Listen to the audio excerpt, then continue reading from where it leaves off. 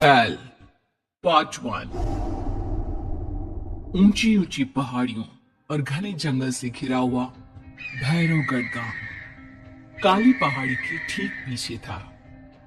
काली पहाड़ी यानी मौत का घर। भैरवगढ़ गांव तक पहुंचने का रास्ता बेहद दुर्गम था।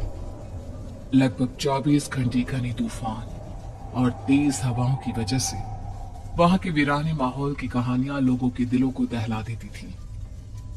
ऐसे बहुत कम लोग थे जो भैरवगढ़ गांव तक जाने की हिम्मत करते थे। लोगों का कहना था कि इस गांव के आसपास बुरी आत्माओं का साया मंडराता है।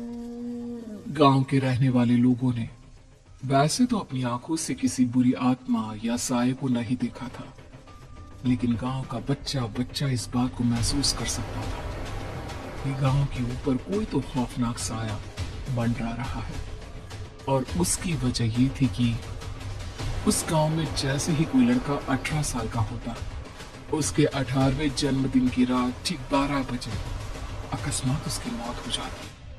हर बार ये मौतें बड़े ही रहस्यमयी ढंग से होती, और इस बार सरपंच सुमेर के बेटे को 18 साल होने में अब बस 15 दिन बाकी थे।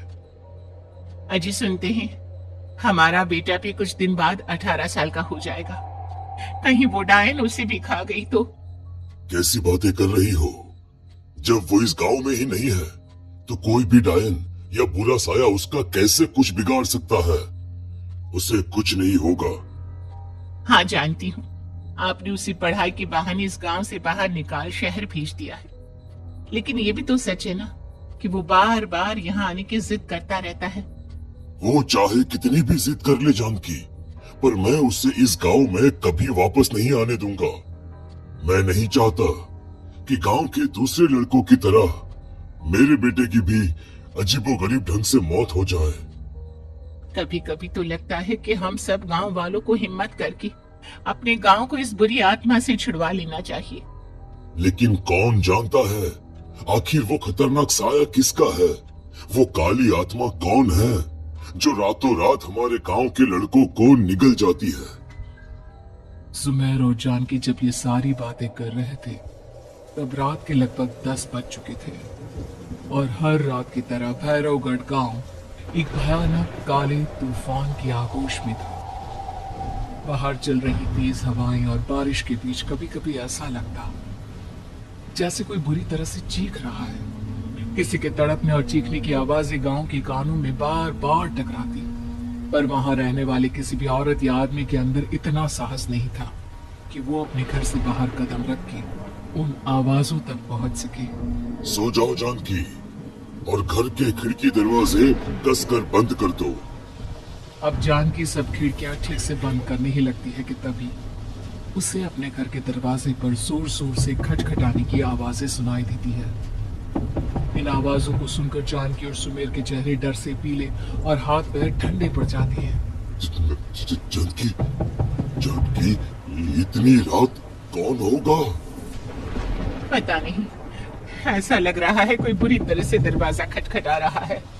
अरे हाँ, पर किसी की आवाज भी तो नहीं आ रही। क्या करूं? दरवाजा खोल लूं या नहीं? कहीं ऐसा ना हो कि किसी को हमारी मदद की जरूरत हो। लड़खड़ाते कदमों से सुमेर दरवाजे के करीब जाता है और अपने कान को दरवाजे पर रख धीरे से आवाज देते हुए पूछता है, कौन कौन है? कौन है वहां? तब एक बेहद डराने वाली आवाज उसके कानों से टकराती है। दरवाजा खोलो, दरवाजा खोलो, वरना आज की रात इस गांव में कोई जिंदा नहीं बचेगा। मैं जानती हूँ तुम्हारा बेटा 18 साल का होने वाला है। अगर उसकी जान की जरा भी परवाह है तो दरवाजा खोल दो। इस आवाज को सुनते ही सुमेर घबरा कर पीछे हट जाता है और जानकी को पूरी बात बताता है। कहीं वो डायन हमारे घर तक तो नहीं पहुंच गई? अब हम क्या करेंगे? मुझे दरवाजा खोलना ही होगा जानकी। मेरे पास अब कोई रास्ता नहीं है। इतना कहकर सुमेर डर से अपनी दोनों आंखें कसकर बंद करता है और कांपते हाथों के साथ झटके से दरवाजा खोल देता है। तभी किसी के जोर से हंसने की आवाज सुमेर और जानकी को सुनाई देती है। उस आवाज को सुन दोनों दरवाजे की तरफ देखते हैं और सामने अपने बेटे राहुल को खड़ा देख दंग रह जाते हैं। राहुल के हाथ में उसका मोबाइल होता है जिसमें से वो आवाज बज रही थी। ये क्या मजाक है? और तू यहाँ, तुझे मना किया था ना गांव में आने को, समझ में नहीं आता क्या? 18 साल का होने वाला है तू। माँ, आप लोग भी पता नहीं किन अंधविश्वास भरी बातों पर भरोसा करते हैं। क्या क्या मैं अपने घर नहीं आ सकता? आप लोगों से नहीं मिल सकता? देख बेटा, हमने तुझे किसी वजह से ही इस गांव से दूर रखा था और यहाँ आकर तूने अच्छा नहीं किया। चल चल चल, मैं तुझे अभी के अभी वापस शहर छोड़कर आता हूँ। ओफो पापा, आप बेकार की बातों से परेशान हो रहे हैं। बाहर इतना तेज अंधर तूफान चल रहा है, कहीं जाने की जरूरत नहीं है। मैं बस आप लोगों से मिलने आया हूँ, कुछ दिन रहकर चला जाऊंगा। दिमाग खराब हो गया है इस लड़के का, नहीं जानता कि इस गांव में ये सुरक्षित नहीं है। किसने कहा था तुझे यहाँ आने को? ये आवाजें सुन, बाहर से जो आवाजें आ रही है तुझे सुनाई नहीं देती क्या? अरे माँ, जब जोर से तूफान चलता है, तेज हवाएं चलती हैं, तो इसी तरह की आवाजें आती हैं। ये बहुत नॉर्मल है माँ। नॉर्मल होगी तेरे लिए बेटा। 4 दिन शहर में पढ़कर आया है तो अपने माँ बाप की बात नहीं मान सकता। माँ, मुझे भी बहुत जोरों से भूख लगी है, पहले कुछ खिला दो, और रात भी बहुत हो गई है। हम इस बारे में कल बात करते हैं, ठीक है? राहुल की वापस आ जाने से जानकी और सुमेर की आंखों की नींद उड़ गई थी। खाना खाने के बाद राहुल तो अपने बिस्तर पर जाकर सो गया, लेकिन जानकी और सुमेर पूरी रात उसके कमरे के बाहर पहरेदारी करते रहे। उन्हें पल पल इसी बात का डर था कि कहीं उनके बेटे को कुछ हो ना जाए। रात बीतती है, सुबह का सूरज निकलता है। अब जैसे ही वो राहुल को नींद से जागते देखते हैं तो उन दोनों के दिल को सुकून मिलता है। अरे माँ, पापा, आप अभी तक यहीं बैठे हैं? क्या पूरी रात सोए नहीं? जिनकी जवान बेटी की जान को खतरा हो, उन माँ बाप को नींद नहीं आती बेटा। बेटा, अब तू वापस शहर चला जा। देखो माँ, मैं किसी जरूरी काम से इस गांव में आया हूँ, और वो काम पूरा होने के बाद मैं खुद यहाँ से चला जाऊंगा। काम? गांव में तेरा क्या काम है? पापा, मैं बचपन से ही इस गांव के बारे में बेहद डरावने किस्से सुनते आया हूँ, इसीलिए अब मैं उन्हीं किस्सों के ऊपर डॉक्यूमेंट्री फिल्म बनाऊंगा।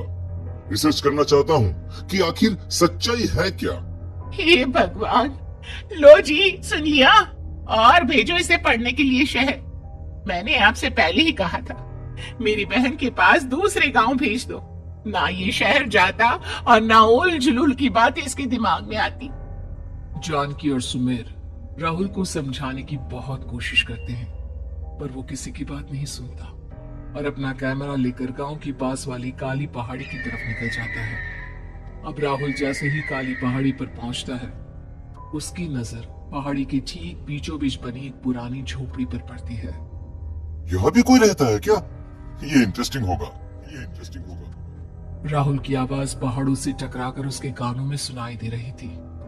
उसने चारों तरफ का नजारा देखकर वहां की तस्वीरें अपने कैमरे में उतारना शुरू कर दिया। तभी अचानक राहुल ने अपने कैमरे में खींची हुई तस्वीर को जूम करके देखा, और उसमें उसे जो नजर आया वो देखकर राहुल की होश उड़ गए। क्या सचमुच उस गांव के ऊपर किसी बुरी आत्मा का साया था?